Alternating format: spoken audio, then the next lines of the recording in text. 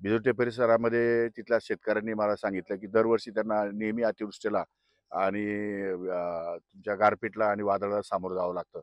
म्हणजे त्यांच्या पाचवीलाच पुजलेलं आहे. अशा प्रकारचं ते वातावरण दरवर्षी त्यांचं खराब होतं आणि मोठ्या हजारो हेक्टरचे या ठिकाणी नुकसान होते. आज मी कांद्याचे नुकसान पाहिले. काही कांदे तर एकदम छोटे आहेत. ते काढणं पण शक्य नाही आणि जे काढणीला आलेले आहेत तेही सडण्याच्या मार्गावर आहे. त्यांनाही मार्केट फारसं मिळणार नाही. त्यामुळे चाळून जरी काढले तरी त्याचा काही उपयोग होणार नाही. एवढे नुकसान तर त्यांचं झालेलंच आहे. आणि मी डाळिंबाचे फुलं पण या ठिकाणी बघितले.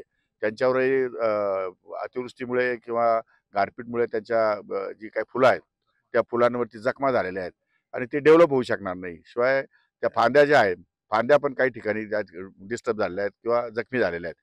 त्याच्यातून अन्ननलिका जात असते. अन्न जे फळांना पाहिजे, ते अन्न त्या फांद्यांमार्फत जातं. ते अन्नही त्याच्यापर्यंत व्यवस्थित पोहोचणार नाही. त्यामुळे यावर्षी त्यांना काही माल घेता येणार नाही. द्राक्ष बागाच्या संदर्भामध्ये जे काही थोडेफार कोंब फुटले होते, छाटणी झाली होती. ते छाटणी झाल्यानंतर जे काही सबकेन बाहेर निघाल्या होत्या, त्या केन अतिशय जाणीवपूर्वक खराब झालेल्या आहेत. त्याच्यामध्ये अ, काढूनच फेकून दिल्या पाहिजे. काढूनच फेकायचीच प्रक्रिया सुरू आहे. त्यामुळे अशा प्रकारे मोठ्या प्रमाणात नुकसान झालेलं आहे. कांद्याचंही झालं आहे, द्राक्षाचंही झालं आहे, डाळिंबाचंही झालं आहे. जी पिकं आज उभी आहेत, त्या सर्वच पिकांचं नुकसान झालंय. शासन काय या करणार? संदर्भामध्ये माननीय जिल्हाधिकारी आणि कृषी अधिकारी पंचनामे करतात आहे.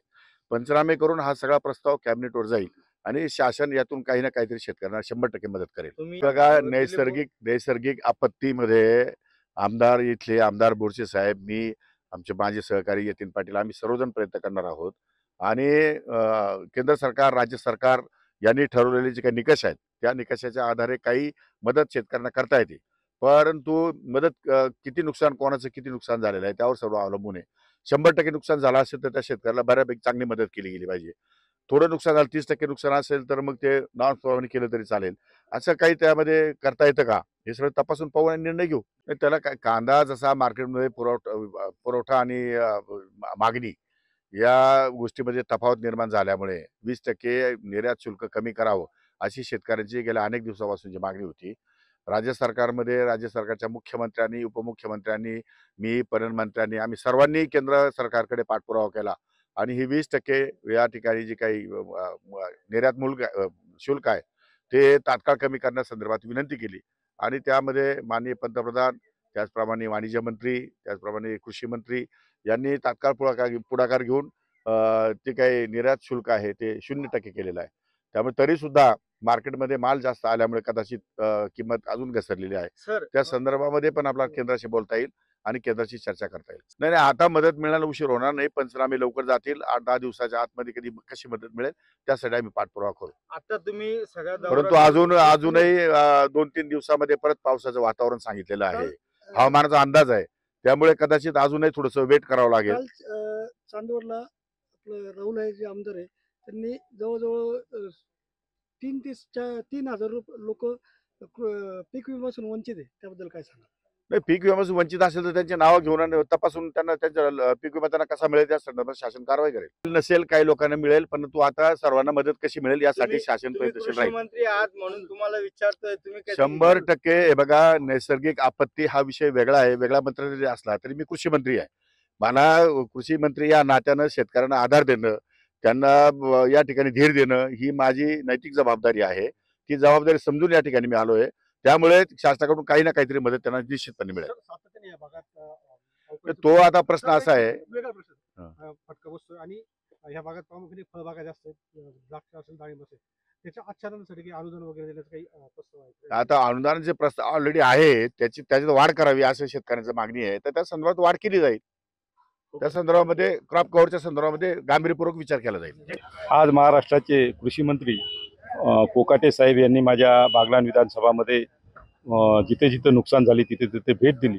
प्रामुख्याने मी त्यांच्या असं निदर्शनात आणून दिलं की आमच्या या बागलाण तालुक्यात कांद्याचं क्षेत्र जवळजवळ 80,000 हेक्टर क्षेत्र आहे आणि 80,000 हेक्टर क्षेत्रापैकी जवळजवळ 40,000 हेक्टरावर हे नुकसान झालं आहे. म्हणजे 40,000 हेक्टरवर जर हे नुकसान पाहिलं तर हेक्टरी जवळजवळ 10 टारल्या कांदा येत असतं. त्या दृष्टिकोनातून आपण जो हिशोब काढला तर काही लाखाच्या आसपास या शेतकऱ्यांचं मोठं प्रमाणात कांद्याचं नुकसान झालं आहे. आणि आता आमच्या महसूल विभागाकडनं किंवा कृषी विभागाकडनं त्यांच्याकडनं माहिती घेतली असता त्यांनी फक्त 7,000 हेक्टरवर नुकसान झालं असं निदर्शनात आणून दिलं. माझी खास करून कृषी मंत्र्यांना मी एक पत्र दिलं, त्यांना सांगितलं की आमच्या या तालुक्यात 90,000 हेक्टर कांदा लागवडीखाली आहे, त्याच्या जवळजवळ 40,000 हेक्टरवर हे नुकसान झालं आहे.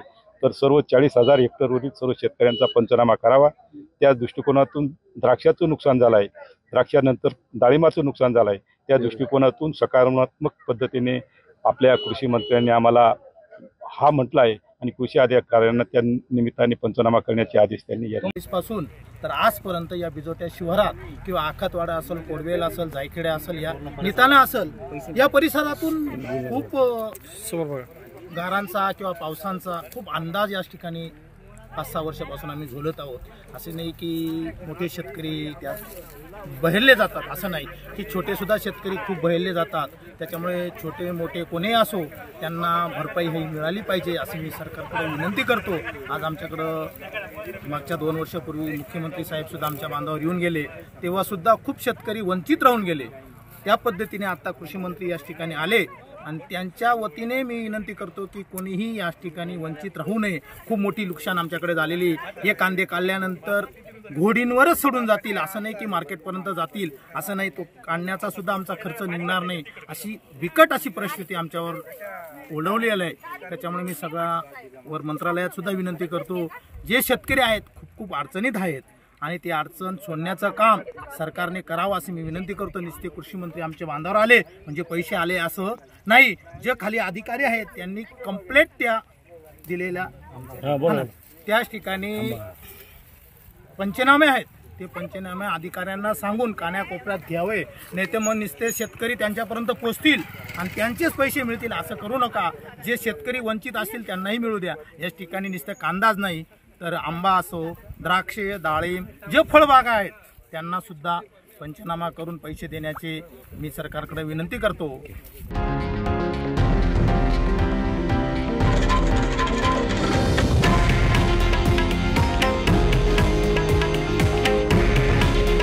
हे आहे देशातील नंबर 1 न्यूज नेटवर्क आणि आपण पाहत आहात TV9 मराठी.